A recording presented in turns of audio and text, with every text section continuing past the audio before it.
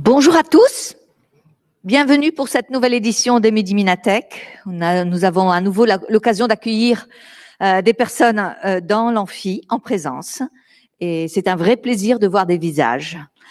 Alors, déjà, pour la prochaine fois, le 1er octobre, vendredi prochain, nous aurons le plaisir d'accueillir Xavier Verne, qui est un ingénieur mathématicien et qui est membre du Shift Project et qui nous propose de partager sa réflexion sur le fait de savoir si le numérique est un facteur de transition carbone. C'est-à-dire de répondre à une question, par exemple, de savoir si la chaîne de la valeur numérique peut agir ou faire effectivement baisser les émissions de CO2 du numérique, mais aussi des autres secteurs. Donc, il nous propose de venir l'écouter à ce sujet. Et donc, j'espère que vous serez nombreux à l'écouter et à venir éventuellement sur place pour l'écouter. Et aujourd'hui, nous avons le plaisir d'accueillir Jean-Maxime Roux, qui est donc ingénieur-chercheur au CEA Leti. Et il est également coordinateur d'un projet ANR, le projet Arise, dont il va nous parler. Et aujourd'hui, il nous propose de parler de la transmission aérienne des virus comme le SARS-CoV-2. Et il va mieux en parler que moi. Donc, Jean-Maxime, la parole est à toi. Merci beaucoup. Bonjour. Alors, je vais effectivement vous parler, j'ai essayé de vous apporter un éclairage sur cette question de la transmission aérienne du virus SARS-CoV-2 dans l'air. J'ai essayé de vous dire, on va essayer de voir sous quelle forme et quels sont les défis technologiques qu'on peut en tirer et ce que l'on fait au CEA Leti dans ce domaine. Avant de commencer à parler du sujet autour du SARS-CoV-2, je vais essayer de le replacer dans une longue histoire des pandémies. C'est une diapositive que j'emprunte à mon chef de laboratoire Fabrice Navarro, qui avait présenté un Midi Minatech le 4 décembre 2020, qui s'intitulait « Crise sanitaire et potentiel d'innovation en vaccins ». Et ce qui m'intéresse en fait dans cette diapositive, ici par rapport au sujet, c'est le docteur Beck. Vous voyez qu'en fait, pendant les épidémies de peste au XVIIIe siècle, les médecins revêtaient un long manteau, mettaient des gants, un masque, des lunettes, un chapeau. Vous voyez ce masque avec un grand bec dans lequel les médecins mettaient en fait des produits pour assainir l'air. Donc ça veut dire qu'en fait déjà à l'époque, ils ne savaient pas très bien ce qui se passait, comment les maladies se transmettaient, mais il y avait une suspicion d'une contamination possible par l'environnement et par l'air. Alors si je reviens sur les événements plus récents, un bref rappel, le 31 décembre 2019, les premiers cas suspects à Wuhan ont été signalés, premier cas suspect d'une pneumonie d'origine inconnue. Une semaine après, la découverte de l'agent pathogène était annoncée officiellement conjointement par les autorités sanitaires chinoises et par l'Organisation mondiale de la santé, l'OMS. Et très très rapidement, les autorités chinoises ont pu partager la séquence complète du génome du coronavirus. C'est très important à relever, ça a été très vite ce séquençage, et ça a été très important parce que c'est ce qui nous a permis de disposer de tests PCR, donc des tests très sensibles et très spécifiques qui permettent de dépister le virus. Ensuite, l'OMS a confirmé un peu plus tard, mais rapidement, 10 jours après, la transmission interhumaine du virus. Et puis, le 18 février, l'OMS déclarait que la transmission environnementale du virus n'était pas claire. Alors, concernant la transmission du virus, je vais ouvrir une parenthèse pour vous rappeler les modes de transmission. Il y a les transmissions par contact. Les transmissions par contact, elles peuvent être directes d'une personne contaminée et contagieuse à une autre, par contact physique direct. On parle de contact indirect lorsque la contamination se fait par l'intermédiaire d'une surface. Et puis il y a les gouttelettes et les aérosols. Et ma présentation va porter essentiellement sur ce mode de transmission. Les gouttelettes, ce sont des grosses particules dans l'air qui se déplacent sur une distance de, normalement pas plus de 1 ou 2 mètres. Elles sédimentent très vite. Elles ont une trajectoire à peu près balistique. Donc on va contaminer la personne qui est en face de nous, à qui on parle. Et puis il y a les aérosols, ces particules beaucoup plus petites qui peuvent rester en suspension dans l'air assez longtemps et qui peuvent contaminer les personnes qui sont beaucoup plus loin dans la pièce, par exemple, et qui peuvent être aussi plus loin, non pas seulement dans l'espace, mais dans le temps. Parce que comme elles vont rester en suspension, si une pièce a été contaminée à cause de l'émission d'aérosols par une personne contagieuse, les personnes qui vont pouvoir rentrer dans la pièce après risquent d'être contaminées. Alors, je vous rappelle, le 18 février, je m'en étais resté là, 18 février 2020, l'OMS déclarait que la transmission environnementale n'était pas claire. Le lendemain, les autorités sanitaires chinoises déclaraient que le virus peut se transmettre par les aérosols dans les lieux clos. Et le 29 mars, l'OMS faisait une déclaration un peu restrictive par rapport à cette transmission. Il disait que ça pouvait se transmettre effectivement par les aérosols, mais lors de traitements qui produisent des aérosols, alors donc là on est en milieu hospitalier, c'est les cas de ventilation mécanique, d'intubation des patients, qui pourraient produire des particules suffisamment petites pour rester en suspension dans l'air longtemps, comme le représente en fait ce dessin que j'emprunte à la publication de Chou et ses collaborateurs en 2019. Et puis il a fallu attendre le 6 juillet 2020, vous en avez certainement entendu parler, ça a été largement relayé dans la presse à grand public, 239 scientifiques de toute nationalité publiaient une lettre ouverte pour mettre en garde contre la transmission des aérosols. Et ils appelaient les autorités sanitaires à reconnaître ce mode de transmission pour pouvoir enfin endiguer la pandémie. Vous avez les références de cette lettre que vous pouvez consulter sur Internet. Et je vais me permettre de traduire son titre. Ils l'ont appelé « Il est temps de prendre en compte la transmission aéroportée du virus SARS-CoV-2 responsable du coronavirus responsable de la maladie à la Covid-19 ». Alors, pour distinguer un peu ces gouttelettes et ces aérosols, de quoi on parle, je vous propose de commencer par regarder notre système respiratoire. On commence en haut par les fosses nasales et la bouche. On a le larynx et le trachée qui représentent les voies respiratoires supérieures. Et puis, en fait, ensuite, on descend les poumons, et puis dans les poumons, les bronches, les bronchioles, les alvéoles pulmonaires. Et vous voyez sur ce graphique que les grosses particules de plus de 5 microns peuvent atteindre et se déposer dans les voies respiratoires supérieures, et seules les particules de moins de 5 microns pourront rentrer dans les poumons. Cette limite de 5 microns, elle est utilisée par les autorités, elle a été utilisée par les autorités sanitaires comme l'OMS et les CDC américains et d'autres pour distinguer les gouttelettes des aérosols. Donc les gouttelettes, ce seraient des particules suffisamment grosses, en tout cas trop grosses pour aller dans les poumons. Les aérosols, c'est ceux qui sont suffisamment petits pour aller jusque dans les poumons. Donc on n'est pas en train de parler d'une distinction qui porte sur le mode de transport ou qu'est-ce qui se passe dans l'air. On est en train de parler des lieux où les particules peuvent se déposer. Et si on regarde la littérature, certains auteurs évoquent des limites de 10 microns, voire 20 microns, et on va voir même plus. J'en étais resté au 6 juillet 2020, cette lettre ouverte de 239 scientifiques pour appeler à reconnaître la transmission aéroportée du SARS-CoV-2. Et fin août de la même année, il s'est tenu un colloque qui réunissait des experts pour essayer de faire le point sur ce qu'on savait du SARS-CoV-2.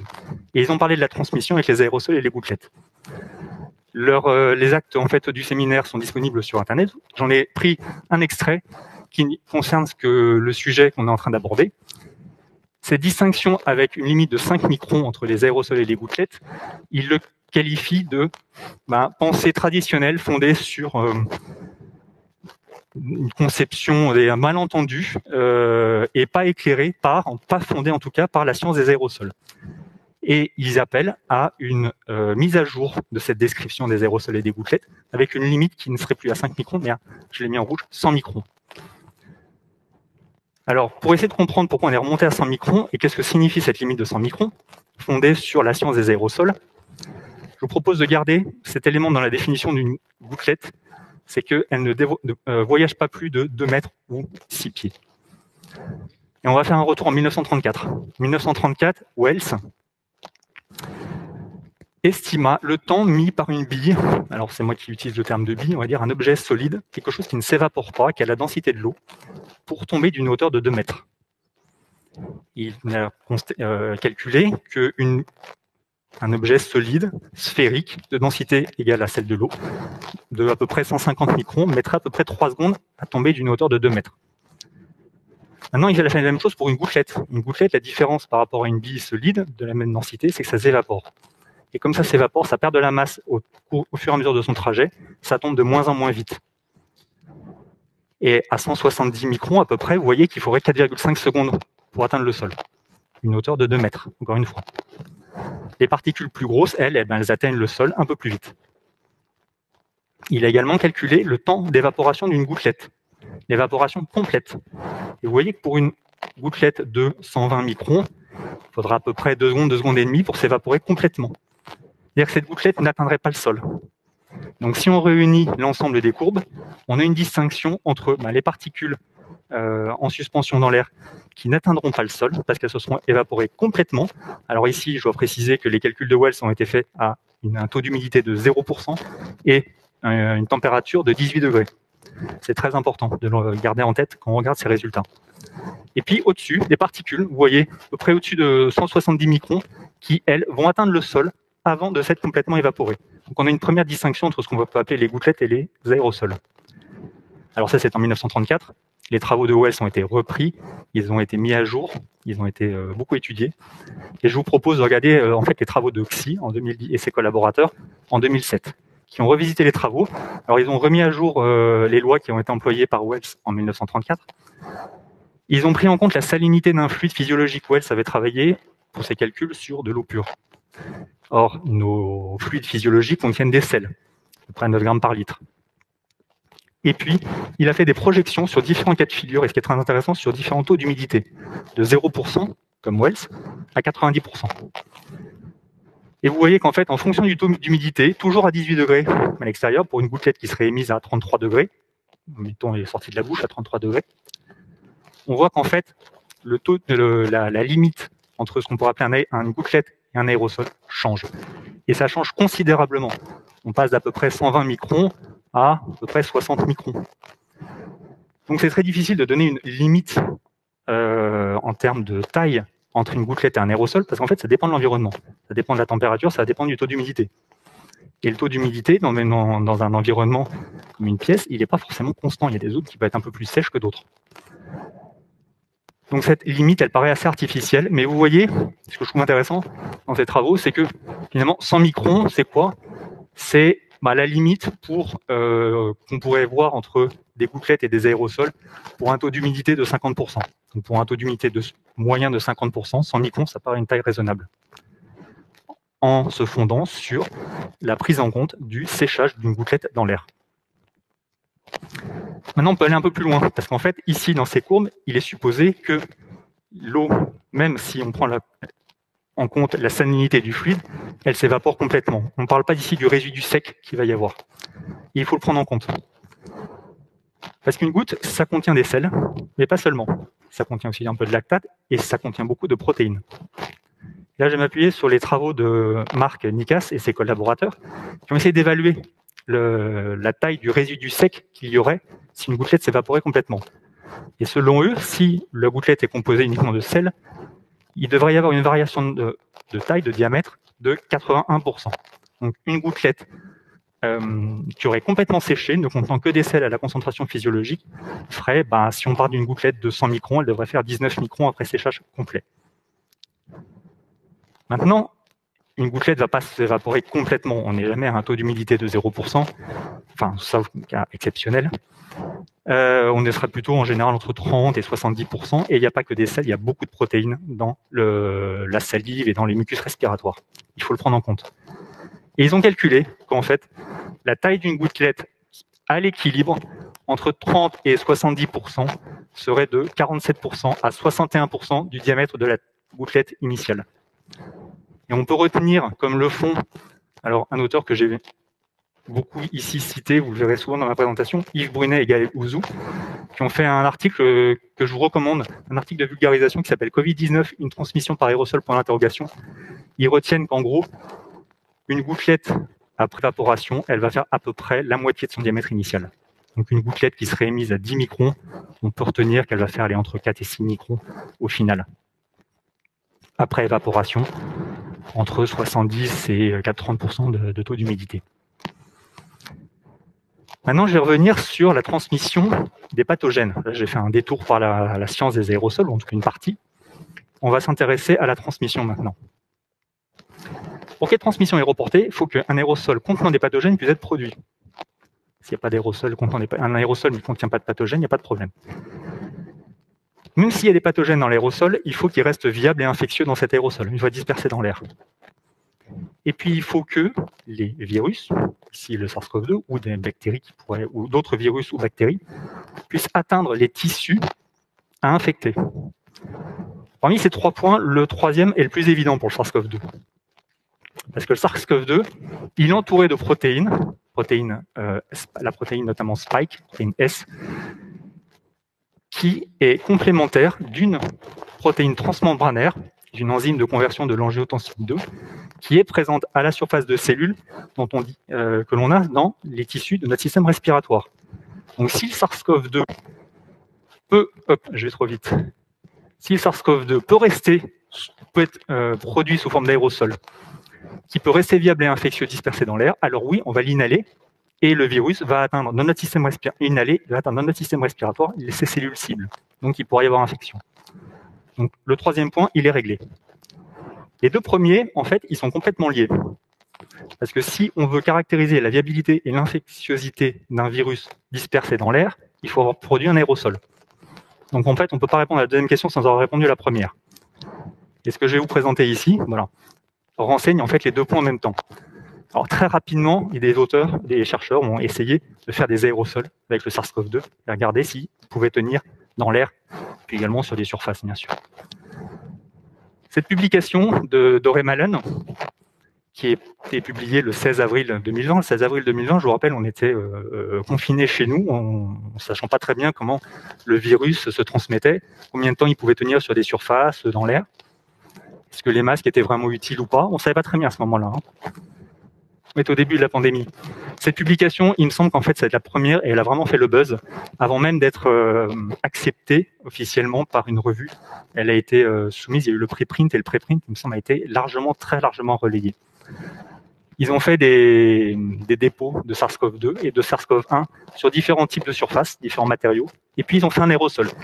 Ils ont fait un aérosol avec ce nébuliseur pneumatique.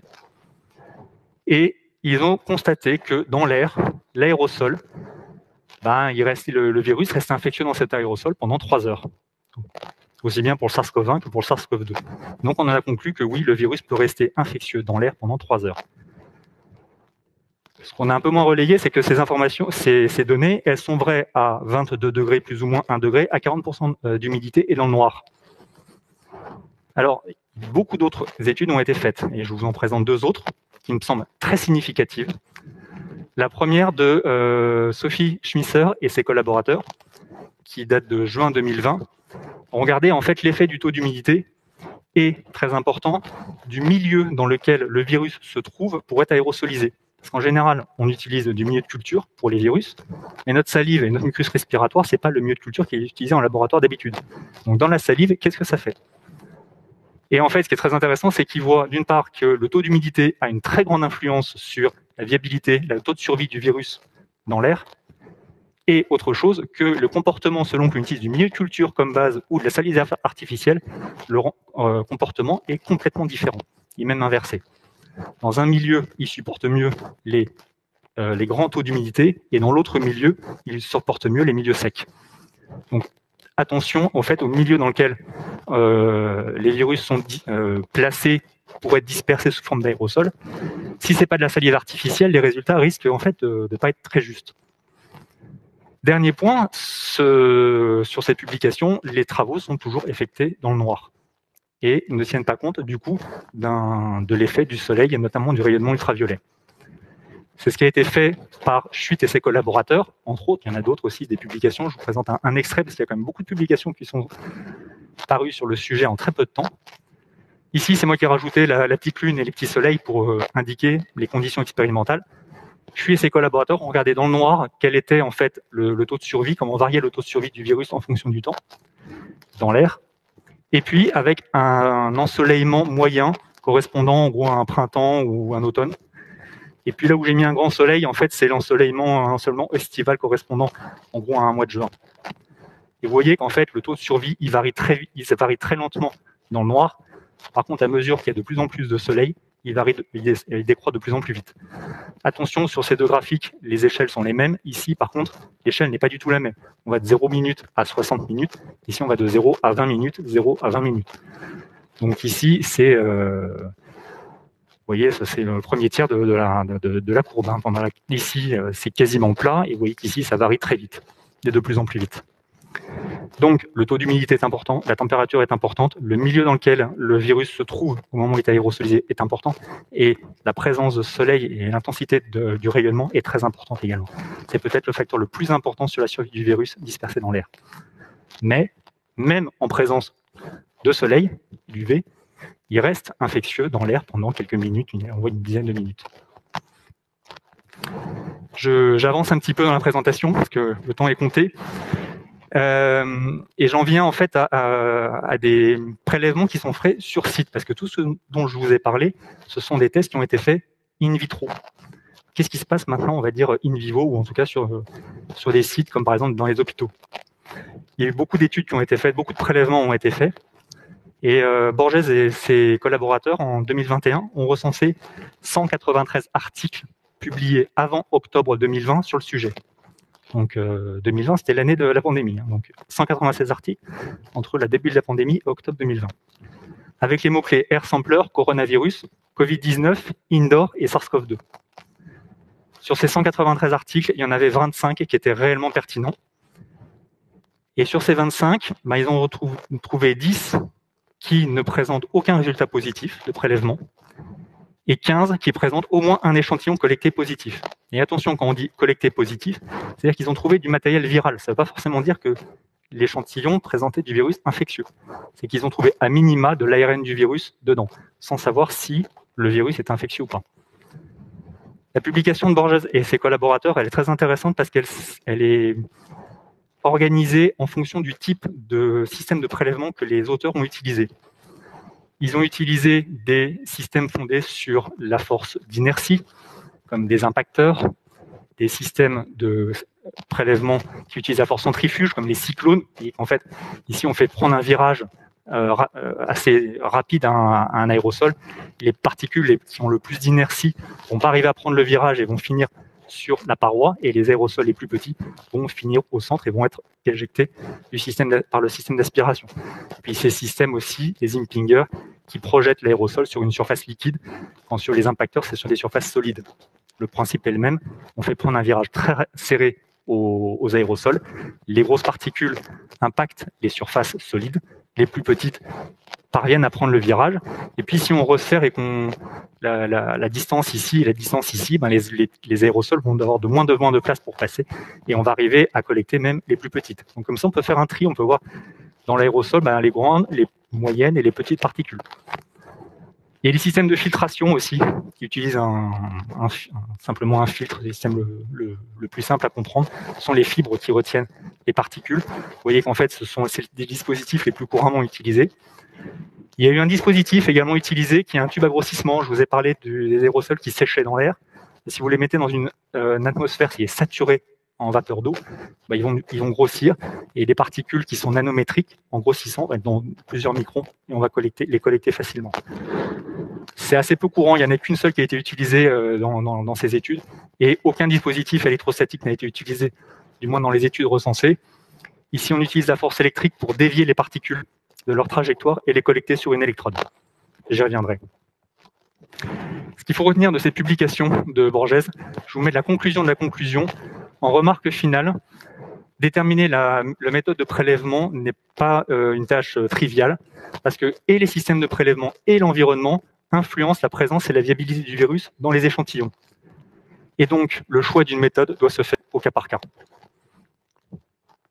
Maintenant, tout de même, parmi les échantillons, les études qui montrent des échantillons positifs, j'en ai sélectionné 2. Il y en a énormément, mais j'ai une demi-heure et le temps passe. Je vais vous présenter celle-ci, je trouve très intéressante, des auteurs qui ont demandé à des patients de respirer, parler, chanter dans un cône de prélèvement relié à un système de prélèvement. Vous voyez ici que parmi 22 participants, 13 ont conduit à des résultats positifs, 9 ont conduit à des résultats négatifs. C'est-à-dire qu'il n'y avait pas de matériel viral, à minima de matériel viral, d'ARN ici. On ne parle pas encore de particules infectieuses. On ne sait pas si elles sont infectieuses. En tout cas, il y en a 9 parmi les 22 qui ne présentaient aucun matériel viral dans les échantillons. Parmi les 13, ce qui est intéressant de voir, c'est que ces 13 personnes présentaient des symptômes depuis assez peu de temps. La valeur médiane depuis 3 jours. Donc entre 2 et 5 jours, mais avec une valeur médiane de 3 jours. Les personnes qui avaient présenté les symptômes entre 4 et 7 jours avaient beaucoup moins apparemment de probabilité de donner des échantillons positifs et donc en fait d'expulser, d'exhaler du virus, avec une valeur médiane à 5. Et ce qui est très intéressant dans les résultats qu'ils ont obtenus, ici, ils ont utilisé un dispositif comme celui-ci qui, en fait, trie les aérosols selon leur taille, avec une limite de coupure ici à 5 microns. Donc, en fait, c'était la limite, comme je vous l'ai dit, entre les gouttelettes et les aérosols, la distinction traditionnelle. On voit que quand les gens respirent, ici, ils ont respiré pendant 30 minutes, dans la fraction la plus fine, à moins de 5 microns, ils n'ont rien trouvé. Dans la fraction des aérosols, le plus de 5 microns, ils ont trouvé de temps en temps, mais c'est assez rare, la valeur médiane est toujours à 0 dans les résultats. Là, on en trouve, c'est quand les gens parlent et chantent, avec des résultats qui sont assez proches, en fait, et si on lit attentivement la publication, on se rend compte que ça a l'air d'être patient dépendant. Et on les trouve essentiellement dans la fraction de l'aérosol qui fait moins de 5 microns. Donc ce sont dans les particules les plus petites, celles qui peuvent rester le plus longtemps dans l'air, qu'ils ont trouvé du virus. Enfin, en tout cas, du matériel viral. Le virus infectieux, on va y revenir. Et finalement, dans les particules grosses de plus de 5 microns, il n'y en avait pratiquement pas. Maintenant, je vous ai dit que c'était du matériel viral, infectieux, non infectieux, l'ARN, qui a été ici examiné. Maintenant, je vous propose de regarder une autre étude très intéressante. C'était des auteurs qui ont demandé à une patiente qui était convalescente, qui présentait plus beaucoup de symptômes, de rentrer chez elle, de l'hôpital à chez elle, en voiture, fenêtre fermée, la climatisation allumée, et elle avait un trajet à faire d'1 quart d'heure. Pendant ce quart d'heure, en fait plus longtemps d'ailleurs, ils ont aspiré l'air pendant près de 2 heures après son passage. Ils ont placé un système de prélèvement comme celui-ci, c'est un impacteur en cascade. Donc on distingue les aérosols selon leur taille. Et ils ont accroché ce système de prélèvement sur le pare-soleil du siège passager. Donc à peu près une distance d'1 mètre du visage de 1 mètre 50 du visage de la patiente. Donc elle rentre chez elle pendant 1 quart d'heure, le système de prélèvement est en train de tourner, elle sort de la voiture, elle rentre chez elle, le système de prélèvement continue à tourner, de mémoire c'est à peu près une centaine de minutes, et les résultats montrent que, alors ils ont qualifié les résultats à la fois en termes de présence de l'ARN du virus, et ils ont regardé si c'était infectieux ou pas, ils ont essayé de faire une mise en culture. Alors, plus les particules sont petites, plus ils ont trouvé d'ARN du virus. On ne sait pas s'il est infectieux. Et lorsqu'ils ont mis les échantillons en culture, sur les particules de 2,5 à 10 microns, c'est inexploitable parce qu'il y avait une contamination avec des spores fongiques. De 2,5 microns à 500 nanomètres, rien n'est parti en culture. Et entre 250 nanomètres et 500 nanomètres, ils ont trouvé du virus infectieux. Donc 250 nanomètres à 500 nanomètres, on est sur des particules qui sont très petites et qui vont rester très longtemps dans l'air. Et là, on a trouvé du virus infectieux. Donc, on a beaucoup attendu le virus dans des grosses particules. En fait, cette étude, elle montre exactement l'inverse. Ils ont trouvé du virus dans les particules les plus petites. 250 nanomètres à 500 nanomètres, par rapport à l'échelle de taille du virus, le virus SARS-CoV-2 fait à peu près 120 nanomètres. Donc, c'est à peu près 250, c'est 2 fois sa taille. On est sur des particules effectivement très petites. Maintenant que je vous ai présenté tout cela, j'ai essayé d'éclairer cette notion de transmission du virus, je vous ai montré que oui, le virus a toutes les chances de pouvoir se transmettre via les aérosols. Et dans la partie que je vous l'ai montré, la plus fine de l'aérosol, je vais vous présenter un peu quelques défis technologiques associés et les développements que l'on mène au département des technologies pour la biologie et la santé du CEA-Leti. Alors, sous un certain angle, j'ai regardé comment alerter d'un risque de contamination via l'air. Alors, il faut collecter des bioaérosols, il faut transférer l'échantillon vers un système de préparation et d'analyse. Alors, je vous ai montré qu'il y a différents types de systèmes de prélèvement qui ont été utilisés, qui sont utilisés dans la littérature. Il y en a un dont je n'ai pas parlé, beaucoup pour le moment, en fait, qui a été non utilisé dans les études recensées par Borges, c'est le système de prélèvement électrostatique. Les autres, les impacteurs et systèmes à filtre sont des techniques qui sont les plus répandues. Vous l'avez vu sur la diapositive lorsque j'en ai parlé de cette revue de littérature. La viabilité est considérée comme étant généralement préservée, mais il y a des très fortes pertes de charge et donc on a affaire à des pompes généralement qui sont bruyantes ou alors on a des débits qui sont assez faibles si on veut que le système ne fasse pas trop de bruit. Maintenant, concernant le tube à grossissement, vous avez vu dans la littérature, il y en avait un seul dans l'ensemble des publications recensées qui est utilisé. C'est très intéressant pour maintenir la viabilité des micro-organismes parce qu'en fait, on fait condenser l'eau dessus. En fait, on est sur des mécanismes tout à fait naturels que vivent les aérosols dans l'air. Et puis, c'est très intéressant pour collecter des particules submicroniques, celles de moins de 1 micron. Par contre, le débit est très faible. On est sur à peu près 1 litre minute par tube. Et au CEA DTBS, on a développé une technologie de collecte par voie électrostatique. C'est ce dispositif de prélèvement qu'on a appelé Biodosi, qui est très intéressant pour collecter des particules sur toute la gamme de taille, des particules nanométriques à particules de plusieurs microns, sans aucun bruit. Ce qu'ici, en fait, vous voyez, par rapport aux autres méthodes, il n'y a aucun obstacle à l'écoulement d'air. On dévie les particules de leur trajectoire pour les collecter sur une électrode plate. Donc, en fait, on arrive à avoir des débits assez importants sans se faire aucun bruit. Et par une petite astuce, on arrive à créer une aspiration à 12 litres minute, donc tout à fait représentative du débit de la respiration humaine, avec ce dispositif sans pompe, sans ventilateur. Donc un dispositif qui est complètement silencieux. Et on l'a transféré, cette technologie, à Bertin Technologies pour faire le nano-Coriolis. Maintenant, de l'autre côté de la chaîne, il faut faire des analyses. Donc on a les analyses par culture qui durent quelques jours, qui sont les seules à indiquer s'il y a un caractère infectieux ou pas dans l'échantillon. Mais c'est des méthodes qui durent quelques jours. Je vous ai parlé de trouver une technique pour donner une alerte. Quelques jours, c'est un peu long. Et les tests immunologiques. Les tests immunologiques, vous en avez tous entendu parler, notamment les premiers, ceux qui donnent un résultat en 15 minutes, avec les lateral flow assays, on connaît aussi le terme de bandelette. En fait, une reconnaissance antigène-anticorps, on vient reconnaître en fait une protéine qui est à la surface du virus. Pour à peu près 15 minutes, c'est faisable sur le site de prélèvement. Et puis, il y a les systèmes aussi ELISA, des tests immuno qui durent mais là on est plutôt sur 2 heures, et du test de laboratoire ça peut pas être fait sur le site de prélèvement, ça demande une grande expertise et beaucoup de manipulation. Et puis les tests PCR, où là on va prendre en fait une séquence d'un gène, donc de l'ARN ou de l'ADN, et on va l'amplifier par une technique de biologie moléculaire. Alors classiquement une PCR ça dure 1 à 2 heures, et il y a des techniques maintenant qui sont apparues qui permettent d'avoir des résultats en 10 à 15 minutes. 10 à 15 minutes pour donner une alerte, c'est très intéressant. Et la technique d'amplification, son grand avantage, c'est qu'elle peut détecter, en théorie, jusqu'à 1 micro-organisme. Donc on a quelque chose de très sensible et qui maintenant devient très rapide. Et c'est sur cette technologie que le DTBS a beaucoup investi dans ses développements instrumentaux. Donc comme je vous le disais, la culture, c'est trop long pour donner une alerte. Il va falloir utiliser des méthodes rapides qui permettent de donner une réponse en à peu près 10 à 15 minutes. On a développé des cartes microfluidiques qui permettent de préparer l'échantillon, de faire les analyses sur une carte ici, qui est au format carte de crédit, dans des instruments qui permettent d'automatiser toutes les opérations. J'ai bien tout fini. Là, vous voyez une carte qui permet de faire la PCR ici sur à peu près 10 cibles en parallèle, 10 agents différents.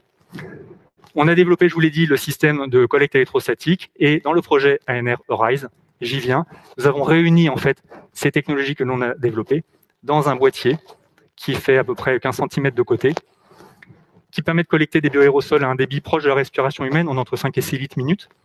On a un dispositif, comme je vous l'ai en fait un peu annoncé, qui est complètement silencieux, qui permet de transférer automatiquement l'échantillon collecté. On a embarqué les réactifs qui sont stabilisés dans le système.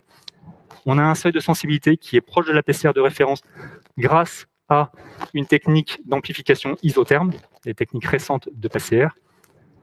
Et puis, on a une préparation et analyse qui dure moins de 20 minutes. Je termine juste avec un résultat expérimental qu'on a obtenu au mois de juin dernier. On a exposé la balise à un bioaérosol. On a mis un système de prélèvement de référence à côté qui nous a permis d'avoir des résultats avec un instrument de laboratoire. Nous, on attendait pendant que la chaîne ici analytique se poursuivait en laboratoire. On attendait les résultats sur l'ordinateur. Et vous voyez ici le signal qui vient de la balise, on va dire à peu près entre 10 et 11 minutes après le début de la séquence de préparation d'échantillons et d'analyse. Le système, le biosampler de SKC, qui travaille à un débit plus élevé, lui a fini à donner des résultats un peu plus tardivement, mais surtout perte de temps pour l'opérateur parce qu'il y a plein de manipulations à faire. Je termine juste en dire que maintenant, au stade où on est du projet, il s'agit pour nous de robustifier le dispositif, de l'adapter à différents contextes d'emploi, de continuer à l'intégrer. Il n'est pas très gros, mais il y a encore beaucoup de marge de progrès à faire. Et puis également, l'étendre à d'autres virus, d'autres bactéries et spores fongiques. Pour l'homme, mais également pour les animaux. Il y a la grippe aviaire, qui fait parler d'elle régulièrement, la grippe porcine et beaucoup d'autres maladies. Je vous remercie pour votre attention et je tiens particulièrement à remercier toute l'équipe du projet Horizon, au CEA et également à l'Institut Pasteur. Très bien. Merci beaucoup, Jean-Maxime. Merci. Pardon? Et j'ai à peu près tenu le temps. Oui, c'est parfait. Pas de souci. Très bien, merci beaucoup. Bon, on va passer aux questions. Donc, ta présentation est ouverte aux questions. On va alterner entre la salle et les personnes qui sont à distance. Donc, on a une première question en salle. Bonjour, je suis David Muñoz Rojas de LMGP. Merci pour cette présentation, c'est intéressant. J'avais une question parce que vous avez mis beaucoup d'accent sur la rapidité avec laquelle on a fait la séquenciation du génome. Je me rends pas compte de combien ça prend normalement. Parce que j'ai vu que c'était 3 jours après identifier les pathogènes. Est-ce que normalement ça prend beaucoup plus longtemps ou qu'est-ce qui s'est passé pour les faire si rapidement? Merci. Alors là, c'est une question qui est un peu à la limite de ce à quoi je peux répondre, mon domaine d'expertise. Mais les techniques de séquençage, ce que je pourrais simplement dire, c'est que les techniques de séquençage aujourd'hui pour l'analyse des échantillons se développent énormément. Et on est capable aujourd'hui de séquencer beaucoup plus rapidement qu'on a pu le faire par le passé. Le séquençage est une méthode qui se répand de plus en plus. Et ça a été boosté en plus par l'apparition des variants qu'il a fallu être capable de distinguer récemment. Donc oui, je ne pourrais pas vous répondre précisément, mais on va vers en fait des séquençages de génomes complets qui vont de plus en plus vite, mais je ne pourrais pas vous répondre précisément. Très bien, merci. Est-ce qu'on a une question qui vient? Voilà, nous avons une question. Alors, merci pour votre présentation. Quel est l'impact de votre dispositif de prélèvement sur la viabilité des virus prélevés, notamment effet du champ électrique? Alors, merci pour cette question. Alors, en fait, je ne peux pas encore vous répondre parce qu'on n'a pas encore de résultats sur la viabilité du virus après prélèvement. Il y a des essais qui sont programmés à l'Institut Pasteur, justement, qui devraient nous apporter des éléments de réponse. Et donc, pour l'instant, c'est encore un petit peu tôt, mais les essais sont prévus. Voilà. Il nous reste encore quelques semaines avant de pouvoir répondre à cette question. Vous parlez du champ électrique. En fait, le problème, c'est pas tellement le champ électrique. Pour les virus ou pour les bactéries, à l'échelle du virus ou de la bactérie, le champ, en fait, il varie relativement peu. Le problème se pose lorsqu'on est dans l'eau, mais dans l'air, c'est pas le champ électrique le problème. Le problème, c'est que dans les systèmes de prélèvement électrostatique, il y a il peut y avoir génération de radicaux libres, de molécules très oxydantes et qui peuvent altérer la viabilité. Maintenant, ça dépend des dispositifs de prélèvement électrostatique qui sont faits, ça dépend de l'intensité de la décharge. Et ici, ça mérite en fait une étude spécifique qui pour l'instant n'a pas encore été faite. Mais le problème, c'est pas le champ électrique, c'est plutôt les molécules oxydantes qui sont produites par la décharge. Très bien, merci. Alors, on n'a pas de questions depuis la salle? Si, voilà, on a une question. Merci. Merci pour votre présentation. Normalement, on considère qu'un résultat PCR est positif s'il ne dépasse pas 34 cycles d'amplification. Ça correspond à combien de particules à peu près?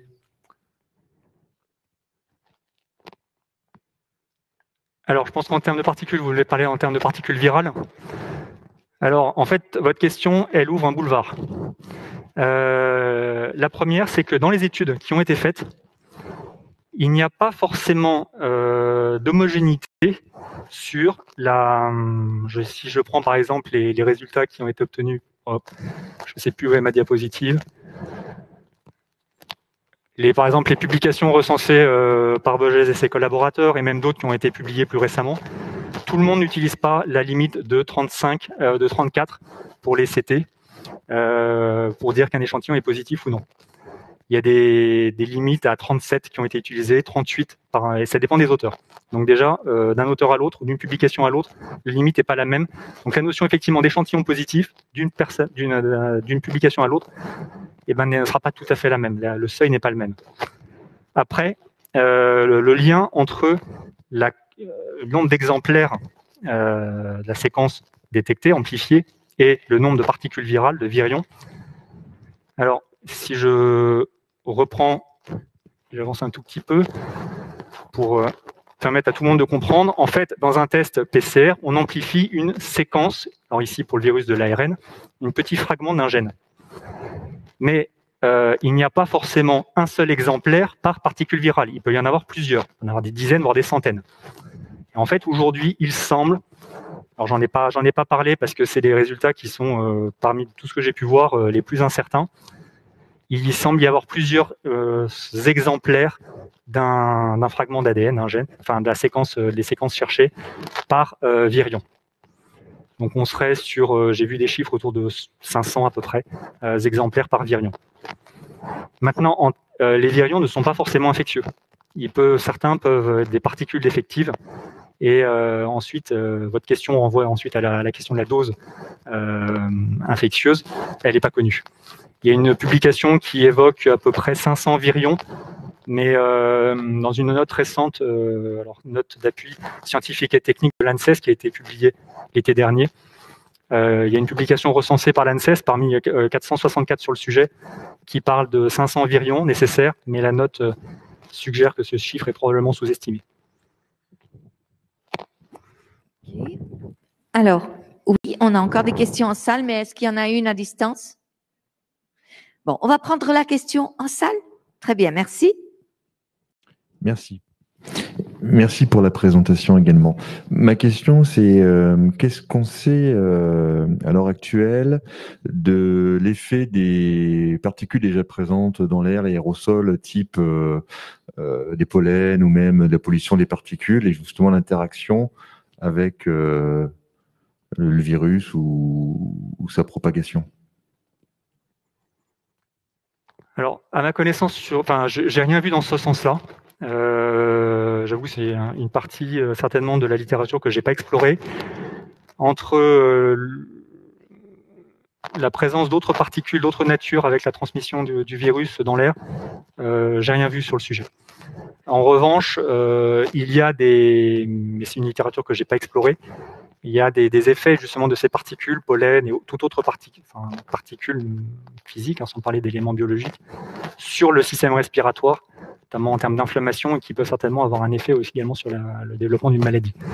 Mais c'est un domaine de la littérature que j'ai pas exploré, je pourrais pas vous en parler plus en détail.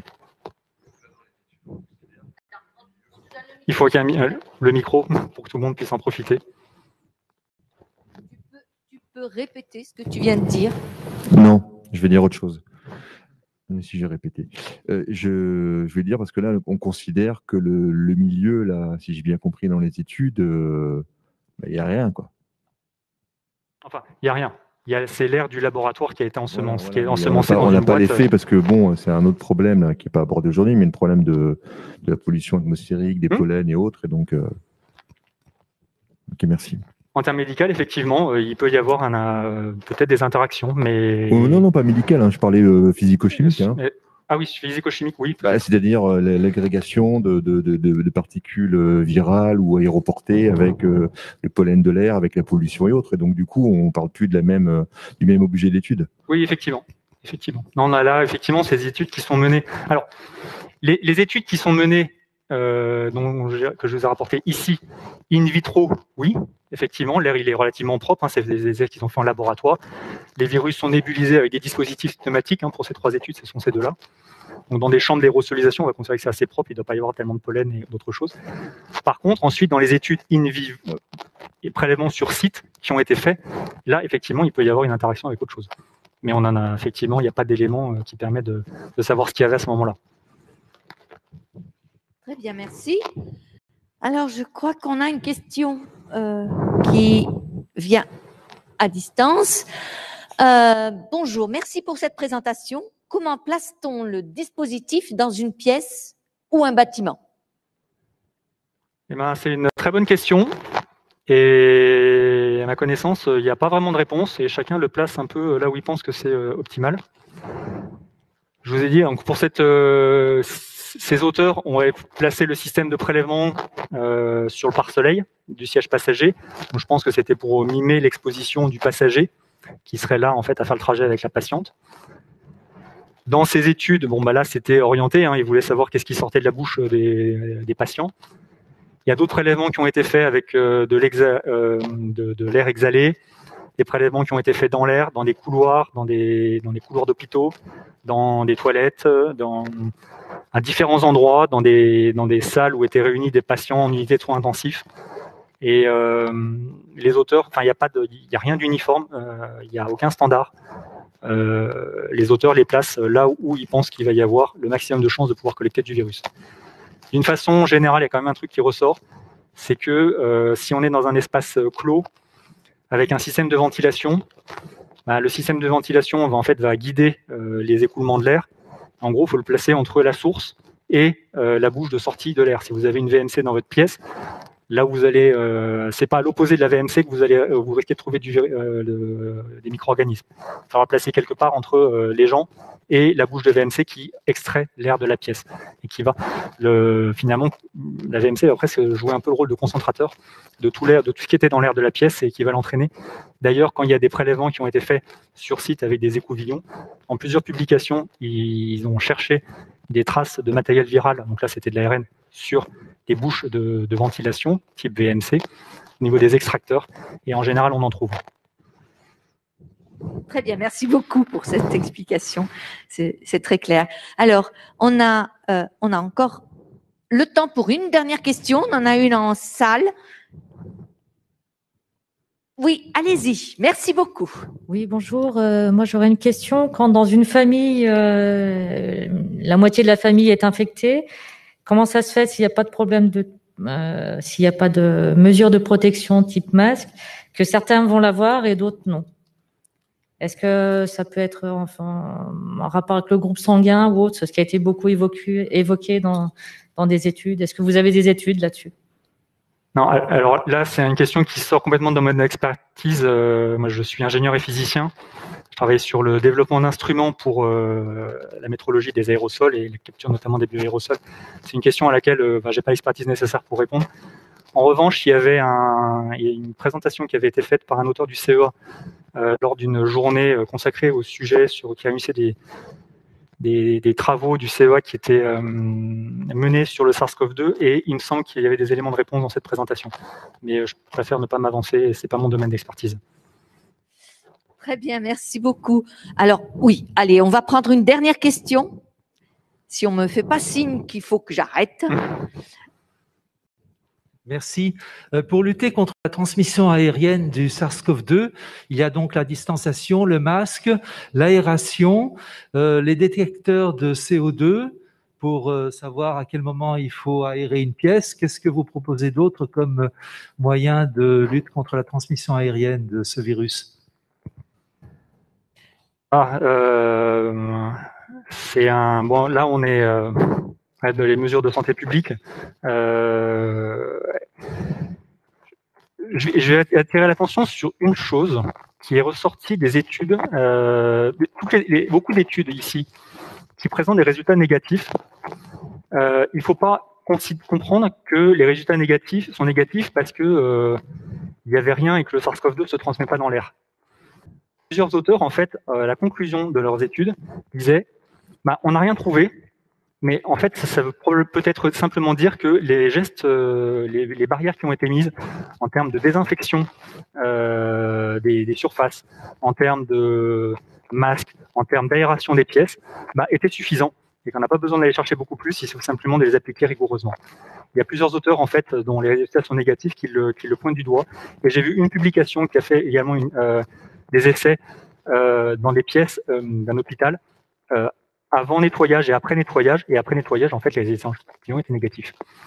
Donc, simplement déjà, ces études ont l'air de simplement dire, déjà, appliquons en fait les méthodes préconisées et ce sera déjà pas mal. Très bien. Eh bien, merci beaucoup, Jean-Maxime Roux, pour votre présentation. Et merci de l'applaudir. Et puis, je vous donne rendez-vous. Merci. Je vous donne rendez-vous à vendredi prochain pour entendre parler donc de l'impact du numérique sur la transition. Et est-ce qu'il y a un impact ou pas sur la transition carbone? Donc, à bientôt et merci de votre présence.